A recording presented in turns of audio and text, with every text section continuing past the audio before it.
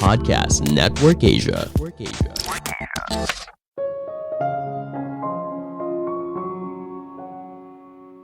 Berbicara di depan umum butuh keahlian yang harus dipelajari serius.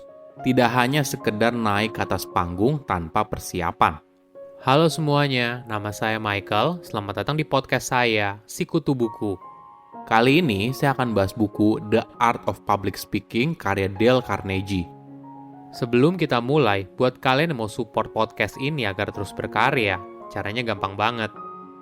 Kalian cukup klik follow.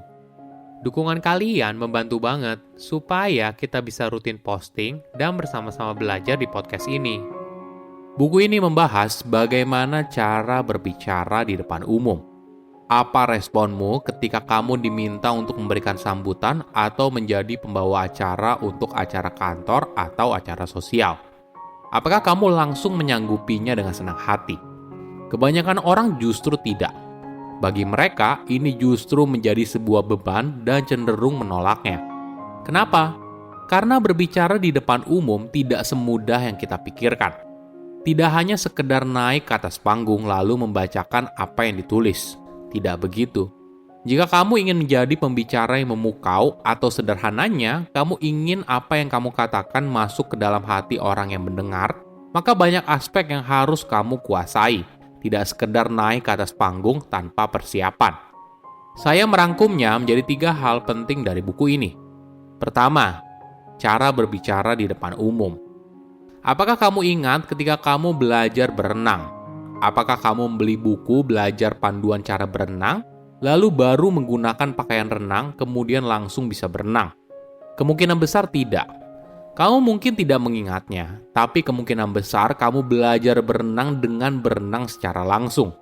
Tentu saja di tahap awal kamu mungkin menggunakan gaya yang aneh atau seringkali hidungmu kemasukan air. Nah, sama halnya ketika kamu belajar soal berbicara di depan umum. Agar bisa menjadi orang yang ahli, maka kamu harus berani tampil di depan banyak orang. Di tahap awal, kamu mungkin saja gugup ketika di atas panggung. Tapi tidak masalah. Ini adalah fase yang sama dan dilalui oleh banyak orator terkenal. Ingat, pembicara yang hebat itu bukan artinya tidak punya rasa takut sama sekali. Tapi dia mampu mengontrol ketakutannya. Ada 3 teknik yang bisa kamu lakukan. Pertama, fokus pada apa yang ingin kamu sampaikan. Jika sudah, maka kamu tidak akan punya banyak ruang untuk cemas atas penampilan atau persepsi orang lain. Alasan utama seorang pembicara gagal di atas panggung adalah ketika mereka tidak siap, jadi mereka terlihat gugup dan tidak yakin. Oleh karena itu, penting untuk latihan sebelum bicara di depan umum. Banyak pemimpin seringkali menyepelekan hal ini. Tidak heran, performa mereka di atas panggung tidak maksimal. Tips lain yang penting adalah berharap hasil terbaik. Ini bukan berarti kalau kamu jadi sombong atau terlalu pede. Tapi bayangkan dirimu berhasil memberikan materi di hadapan banyak orang, namun tetap rendah hati dan terbuka untuk perbaikan. Argumen adalah fondasi dasar dari sebuah pidato yang hebat. Namun, jika pidato hanya berisi kalimat yang rasional dan penuh logika, maka hal ini tidak membuatnya menarik. Alhasil, tidak ada yang mendengarkannya dengan seksama. Bagaimana bila menggunakan pendekatan yang berbeda? Bagaimana bila kamu menggunakan imajinasi saat membawakan sebuah pidato? Misalnya begini, kamu sedang membawakan sebuah pidato tentang pentingnya tidak main telepon genggam saat berkendara. Kamu bisa saja mengambil banyak riset berapa banyak jumlah kecelakaan yang disebabkan oleh kurangnya konsentrasi akibat main telepon genggam. Cara ini mungkin berguna apabila mayoritas pendengarmu memang butuh riset ilmiah untuk meyakinkan mereka. Tapi mayoritas tidak. Cara yang lebih efektif adalah dengan sebuah cerita. Kamu bisa memulainya dengan menceritakan seorang ayah yang baru pulang kerja. Saat mengendarai mobil dalam kecepatan tinggi, tiba-tiba ada notifikasi pesan. Si ayah pun membuka ponselnya, membaca, lalu mulai mengetik sambil mengendarai. Tanpa disangka, setir mobilnya pun tidak lurus dan miring ke kanan. Di arah yang berlawanan ada mobil yang sedang melaju kencang. Seketika kedua mobil itu bertabrakan, dan naasnya si ayah meninggal dunia di tempat, meninggalkan istri dan anaknya yang masih balita. Cerita ini tentunya lebih menyentuh di hati para pendengar. Kenapa? Karena cerita ini dekat dengan mereka, mungkin saja bisa terjadi di keluarga mereka, daripada kamu sibuk membombardir para pendengar dengan fakta semata.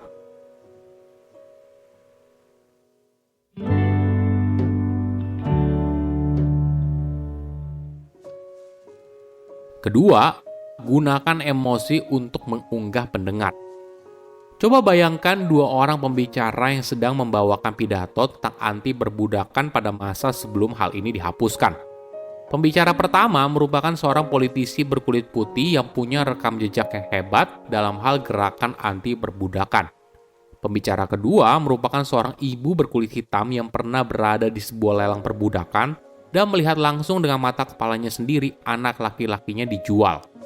Mana pembicara yang lebih menyentuh? Tentunya pembicara kedua kan? Kenapa? Meskipun banyak wanita tersebut tidak menjalani pelatihan formal soal public speaking, tapi mereka punya sesuatu yang luar biasa, yaitu kekuatan perasaan. Perasaan dan emosi memandu kita saat menjalani hari. Analoginya gini, kenapa kamu suka minum air dingin dan tidur di ranjang yang empuk? Mungkin saja tidak ada alasan logis yang spesifik, tapi hal ini terasa benar. Inilah yang perlu kita perhatikan saat menjadi pembicara di atas panggung. Argumen yang rasional tentu saja penting, tapi coba pikirkan beberapa bagian yang bisa kamu selipkan untuk mengunggah perasaan para pendengar. Ada eksperimen yang menarik. Sebuah perusahaan pembuat jam tangan di New York menjalankan 2 kampanye perikanan. Di iklan yang pertama fokus pada fitur jam tersebut, ketahanannya, kegunaannya, dan desainnya. Sedangkan di iklan kedua, fokus pada sisi emosional, di mana jam itu akan membawa kebanggaan bagi si pengguna. Hasilnya, iklan kedua justru lebih baik dan mampu menjual 2 kali lipat daripada dengan iklan pertama.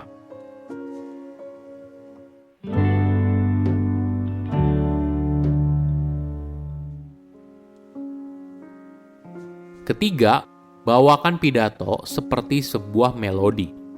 Saat membawakan sebuah pidato atau sambutan di atas panggung, kita harus melihat diri kita sebagai seorang musisi. Bayangkan sebuah lagu yang indah. Pastinya terdiri dari berbagai nada yang berbeda kan? Ada momen di mana temponya berjalan lambat, lalu tiba-tiba menjadi lebih cepat, naik, dan turun. Ide yang sama juga bisa kita terapkan saat berbicara di depan umum. Tips umumnya adalah jangan jadi monoton. Tidak ada orang yang mau mendengar seorang yang berbicara dalam gaya yang monoton. Hal ini akan membuat seseorang jadi bosan dan mungkin saja tertidur apabila sambutannya terlalu lama. Gimana caranya? Yang pertama yaitu dengan gunakan penekanan. Coba lihat lagi naskah pidato atau sambutan kamu. Kamu bisa menyorot berbagai kata yang penting. Misalnya begini, dalam pidato yang kamu bawakan ada kalimat, takdir bukanlah soal kesempatan, tapi merupakan pilihan. Bagaimana cara terbaik untuk membawakannya di depan umum? Daripada semua kata tersebut diberikan penekanan yang sama, bagaimana kalau kamu beri penekanan pada kata takdir, karena itu adalah subjeknya. Lalu kamu bisa menekankan kata bukanlah untuk memberikan tekanan pada sesuatu yang berlawanan. Selanjutnya, kamu juga bisa menekankan kata kesempatan dan juga pilihan, karena 2 kata ini berlawanan satu sama lain. Menariknya, penekanan itu bukan berarti kamu harus berbicara dengan suara yang lebih kencang. Jika kamu sudah berbicara dengan nada yang tinggi, mungkin kamu bisa mengganti nada suara menjadi tenor atau bahkan dengan suara yang ngebas. Kedua, mengubah kecepatan dan berhenti. Dalam kehidupan sehari-hari, mayoritas orang terbiasa berbicara dengan lebih cepat saat menceritakan sebuah kejadian yang menarik, dan berbicara lebih lambat saat menyampaikan sebuah kejadian penting.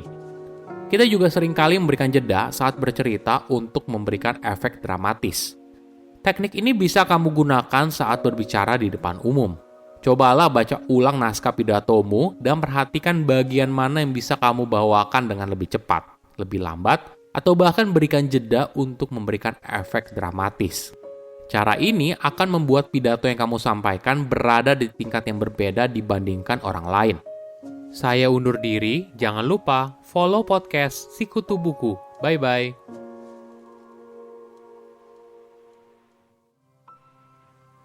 Pandangan dan opini yang disampaikan oleh kreator podcast, host, dan tamu tidak mencerminkan kebijakan resmi dan bagian dari Podcast Network Asia. Setiap konten yang disampaikan mereka di dalam podcast adalah opini mereka sendiri dan tidak bermaksud untuk merugikan agama, grup etnik, perkumpulan, organisasi, perusahaan, perorangan, atau siapapun dan apapun.